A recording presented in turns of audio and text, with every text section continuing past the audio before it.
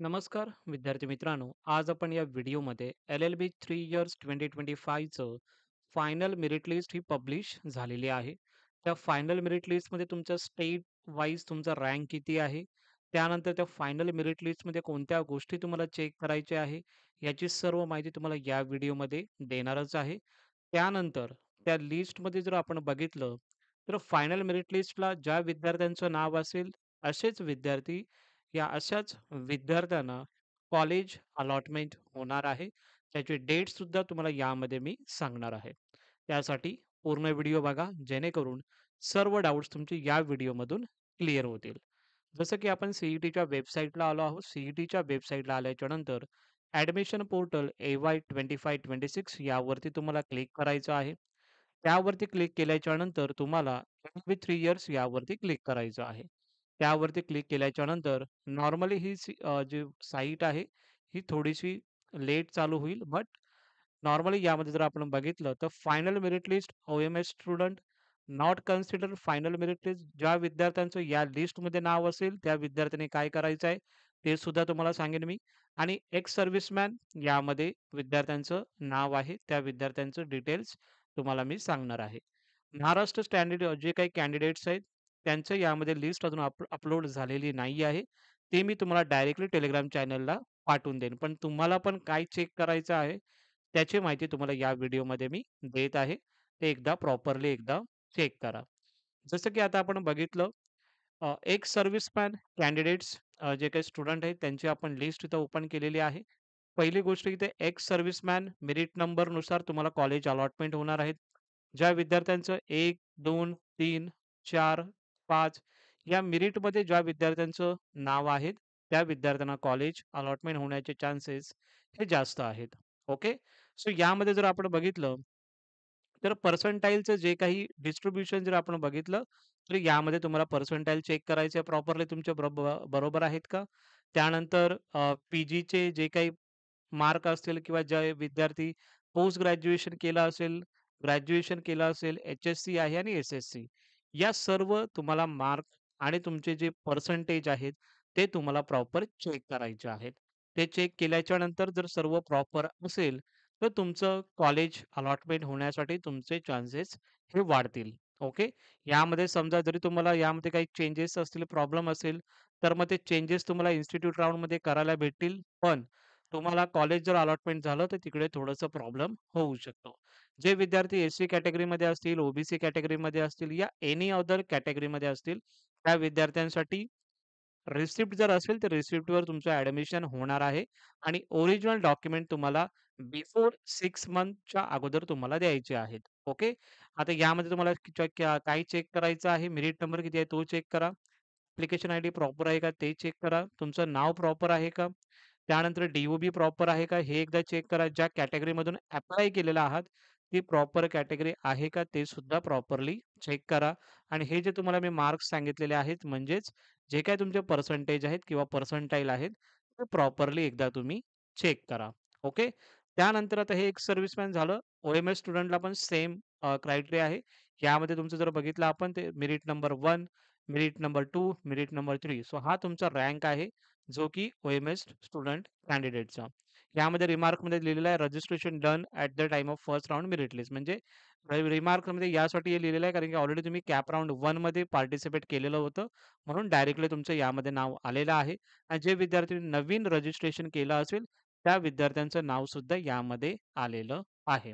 So यामध्ये पण तुम्हाला काय चेक करायचं आहे, तुमचे पर्सेंटेज प्रॉपर आहेत का, एच-एस-सी, ग्रॅज्युएशनचे वगैरे, ते एकदा प्रॉपर चेक करा.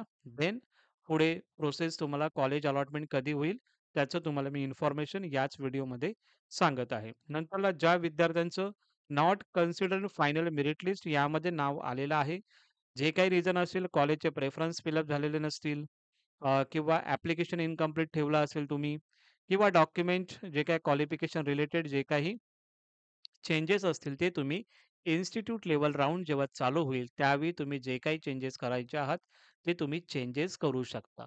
ओके. ज्या विद्यार्थ्यांचं नॉट कन्सिडर्ड फायनल मेरिट लिस्टमध्ये नाव आलेलं आहे, अशा विद्यार्थ्यांनी. ओके.